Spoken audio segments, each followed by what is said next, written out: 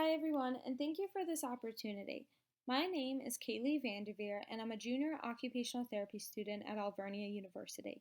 My presentation is about the benefits of Nile Tilapia Xenografting on the occupational therapy process in the rehabilitation of burns. My presentation will include background information about burn injuries in the United States, the role of occupational therapy in burn rehabilitation, the purpose of my research, my methodology, my literature review, the benefits of Nile Tilapia Xenografting on the occupational therapy process, and I will finish with my acknowledgement and references. Burn injuries are the fourth most common trauma worldwide and are a continuing major public health crisis. It is estimated that 500,000 burn injuries require medical treatment each year in the U.S. Of these injuries, males had a higher incident rate and were more often to be hospitalized than females. On average, burn-related hospitalizations are nearly twice as long and more than twice as costly than stays that do not involve burns. In the U.S., the average burn patient cost per stay is $24,000 and the average hospitalization period is around 8.1 days. However, this does not include non-direct healthcare costs such as patient rehabilitation. Burn injuries are classified by depth, which is dependent on temperature and duration of thermal energy applied to the skin. There are 4 types of burns, which are listed by their old numerical classifications and their new classification.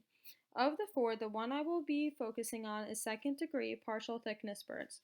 As depicted on the right, second-degree burns destroy the epidermal layer and extend down into the dermis. There are 2 types of partial thickness burns: superficial partial thickness and deep partial thickness. Superficial partial thickness burns are considered to be the most painful due to damaged nerve endings and are categorized by blisters and weeping. Burn injuries can occur at any time and at any point in life. Burn injuries are highly individualized and can leave survivors with a number of ailments such as high hospital fees, psychological disorders, and physical disabilities. A study of hospitalized burn patients found that 55% had at least one mental health disorder, such as PTSD or depression. Similarly, research has shown that as little as 10% reduction can significantly impair joint function. Thankfully, advancements in burn care, such as early intervention over the past half-century, have decreased morbidity and mortality rates, and today 96.7% of those treated in burn centers will survive. Occupational therapists are valued members of the interprofessional burn team and are crucial for holistic treatment of the burn patient. Utilizing the OT process, the OT practitioner will have assessed and chosen a pragmatic, beneficial, and effective course of treatment for the patient. There are 3 steps of the OT process: evaluation, intervention, and targeting of outcomes. Evaluation of the burn patient is done on intake and includes the occupational profile, which is a summary of a client's occupational history and experiences and their occupational performance. Intervention in the burn unit consists of meaningful activities to improve the patient's quality of life, such as orthosis management, scar management, and stretching. Finally, targeting of outcomes refers to meeting goals set during evaluation in order to be discharged. Skin grafting accounts for about 30% of burn-related inpatient stays in the U.S. Grafting plays an important role in the treatment of burn injuries because it promotes faster healing, provides protection from foreign entities, and provides comfort and moisture retention. There are 3 types of grafts: autografts, allografts, and xenografts. Autografts are skin grafts taken from an unaffected part of the patient. However, depending on how much surface area of the patient is burnt, autografts may not be an option. An allograft is donor skin taken from another human being, usually a cadaver. They are predictably rejected by the recipient. Xenografts are synthetic or animal source grafts such as Integra or Mepilex AG and Nile Tilapia.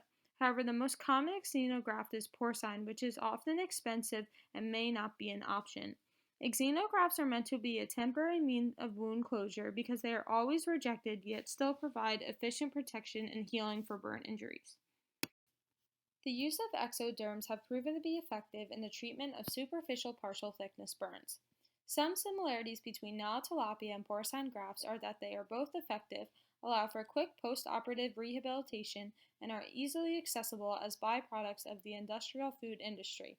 However, Nile tilapia poses similar and possibly greater benefits in xenografting than porcine for a number of reasons.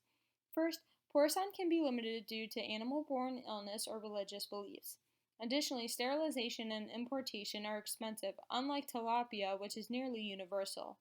Another benefit is that Nile tilapia is histologically similar to human skin. Additionally, it does not need to be peeled off and naturally dries, reducing pain for burn patients. It has also shown reduced inpatient time in comparison to traditional practices. However, it is important to note that there is still limited research into Nile tilapia grafts, unlike porcine, which has extensive literature to support its use. Attached is a video demonstrating the utilization of Nile tilapia.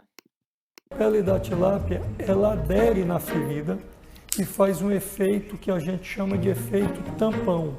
Ela bloqueia a contaminação de fora para dentro da ferida, ela bloqueia a perda de líquidos e proteína pela ferida e ela fica realmente aderida nesse. The purpose of my thesis is to research and understand the benefits of Nile Tilapia Xenografting throughout the occupational therapy process. The search terms listed were utilized as individual searches in the databases below. Of the criteria for reviewed articles, 36 were found and 24 were reviewed, in addition to accredited pamphlets and published works. While reviewing the literature, 3 themes emerged, which included affordability, psychological care, and optimized healing. A few prominent studies that justify further review and application of these affordable and effective xenografts are listed below. Although the Phase 3 clinical trial is ongoing, if consistent with these studies, good wound adherence is to be expected, there should be a decrease in pain medication, reepithelialization should occur faster than traditional processes, and no adverse events should be noted, therefore supporting Nile tilapia's use as a viable alternative treatment method for superficial partial thickness burns. During the evaluation phase, affordability is an important subject for patients. As said before, Nile tilapia is nearly universal because of the fish farming industry. Therefore, it is easily attainable and inexpensive in production and sterilization. With wide accessibility, Nile tilapia grafts can become an additional treatment option for all people, regardless of socioeconomic status. Nile tilapia also addresses client factors such as religion, pain, and preferences. Some religions cannot utilize porcine products. Nile tilapia addresses this issue by posing as an alternative to normal practices. Another issue facing burn patients is pain. In fact, burn patients usually have some of the highest pain medication dosages in hospital settings. Studies utilizing Nile tilapia have reported limited use of pain medication during treatment, which can benefit people who may not want to take pain medicine or cannot. Lastly, optimized healing would allow people to return sooner to their daily roles and occupations that they expressed are important to them as part of their occupational profile. The intervention phase is impacted from a hospital and patient standpoint. Since tilapia grafts are easily obtained and managed, they are less expensive for the hospital based on purchase costs and staff time. Additionally, they reduce treatment costs for the patient by avoiding surgical procedures and requiring less dressing changes. Dressing changes are one of the most painful parts of burn patient rehabilitation. Now, tilapia grafts require limited dressing changes, and patients have reported less pain. One would hope that if a patient was in less pain, they would be more willing to cooperate during intervention. Now, tilapia grafts have proven to be effective as an occlusive barrier, thus limiting the chances of infection and delay in intervention. Greater reepithelialization rates and inflammatory reactions have been noted in patients treated with tilapia skin, thus speeding the healing process and increasing the potential to meet intervention goals. When most to all of a patient's intervention goals are met, they are able to be discharged. Nile tilapia xenografts allow financial flexibility upon discharge by reducing treatment fees. Treatment for the burn is temporary, but rehabilitation can last a couple months to a few years. With more financial flexibility, patients do not need to worry as much about making ends meet in order to receive proper care. As said earlier, patients treated with Nile tilapia have reported minimal pain and therefore can be discharged with smaller dosages of pain medication.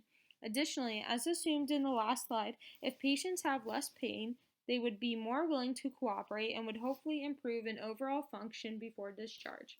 Lastly, faster wound closure would allow for shorter hospitalization times so that patients can return to their daily occupations. According to the AOTA, OT practitioners recognize that health is supported and maintained when clients are able to engage in home, school, workplace, and community life. Therefore, it would be anticipated that their discharge would allow return to or near their prior level of functioning. Because the research into Nile Tilapia Xenografting is still up and coming, there is limited published literature. Additionally, these experiments are localized to Brazil, where the study began. Another limitation to this research is that the clinical trial is still in progress. However, if successful, it still must be FDA approved, therefore requiring additional research and testing. Ultimately, Nile tilapia skin grafts have some time to go before being accepted worldwide as an occlusive dressing. The ideal burn dressing is easy to obtain, inexpensive, effective, and facilitates joint movement.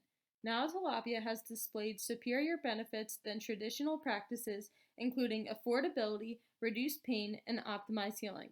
These benefits can positively affect the OT process by allowing more holistic treatment of the patient and ultimately allowing for faster return to meaningful occupations.